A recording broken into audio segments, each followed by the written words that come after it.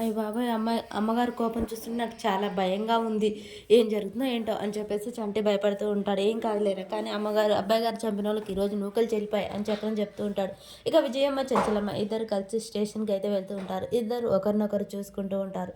లోనికి వెళ్ళగానే ఇక్కడ కేశవ, చెంచలమ్మ, విజయమ్మ అందరూ కలిసి లోపలికి వెళ్తారు. వెళ్ళి ఎస్ఐ గారు నా బిడ్డని చంపింది ఎవరు? నా బిడ్డని చంపింది ఎవరు? అని చెప్పేసి చెంచలమ్మ ఆతృతగా అడుగుతూ ఉంటుంది. అదే ఆతృతగా విజయమ్మ కూడా అలాగే అడుగుతుంది. ఎస్ఐ గారు కార్తీక్‌ని చంపింది ఎవరో చెప్పండి. తొందరగా చెప్పండి అని చెప్పేసి చెంచలమ్మ, విజయమ్మ ఇద్దరు కలిసి ఎస్ఐ గారిని అడుగుతూ ఉంటారు. నా బిడ్డని చంపింది ఎవరు చెప్పమంటే సైలెంట్‌గా చూస్తున్నారేంటి అని చెప్పేసి అడగగానే ఎస్ఐ గారు అలా మౌనంగా చూస్తూనే ఉంటారు.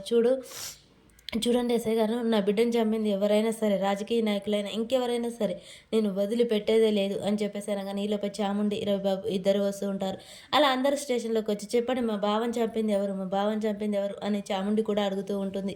అలా అందరూ అడిగేసరికి ఎస్ఐ గారు మౌనంగానే చూస్తూ ఉంటారు. చూడండి, ఎవరైనా రాజకీయ నాయకుల హస్తం ఉందా ఇందులో? మీరు చెప్పలేకపోతున్నారా? వాళ్ళకు భయపడుతున్నారా?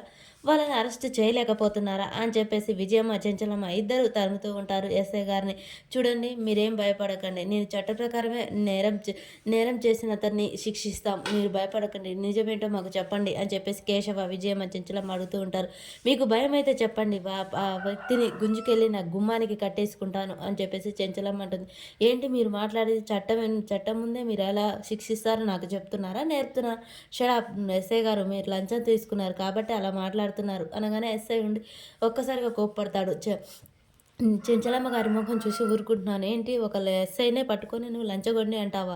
ఈ విషయం మీద నేను నిన్ను అరెస్ట్ చేయగలను అని చెప్పేసరికి అది కాదు ఎస్ఐ గారు. మా కొడుకు పోయిన బాధలో మేమున్నాము. మాకు నిజమేంటో చెప్పండి అని చెంచలమ్మ చాలా ప్రేమగా చాలా నిస్సహాయంగా అడుగుతూ ఉండేసరికి ఎస్ఐ గారు ఒకసారిగా ఎందుకో నిజం దాచిపెడుతూ ఉంటారు. చూడండి, మాకు నిజం తెలిస్తే తప్పకుండా నేను మీకు చెప్తాను. ఇప్పుడు అయితే ఆ లైసెన్స్ గన్ మీద ఎవరి అడ్రస్ లేదు కాబట్టి తెలుసుకోలేకపోయాం.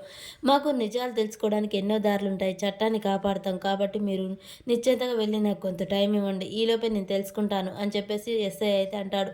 చూడండి, మీరేదో నిజం దాస్తున్నారు, భయపడుతున్నారు. అదేంటో నాకు తెలియాలి. నా బిడ్డ బాధ ఏంటో మీకు తెలియాలి అని చెప్పేసి చెంచలమ్మ మాట్లాడుతూ ఉంటుంది. ఎస్ఐ గారు నిజం తెలిసినా ఎందుకు చెప్పలేదు? మరి ఎందుకు దాచిపెట్టాడు అనేది ఎస్ఐ గారు మౌనాన్ని బట్టే తెలుస్తూ ఉంటుంది. చెంచలమ్మ ఆ విషయాన్ని గెచ్చేసి ఎమ్మటే అడుగుతూ ఉంటుంది. నా కొడుకుని చంపింది ఎవరో మీకు ఖచ్చితంగా తెలుసు అని విజయమ్మ కూడా అడుగుతూ ఉంటుంది. చూడండి, నాకు నిజం తెలిసి నేను ఎమ్మటే చెప్తాను. చట్టాన్ని కాపాడే పని నాది కాబట్టి నాకు కొంత టైం ఇవ్వండి.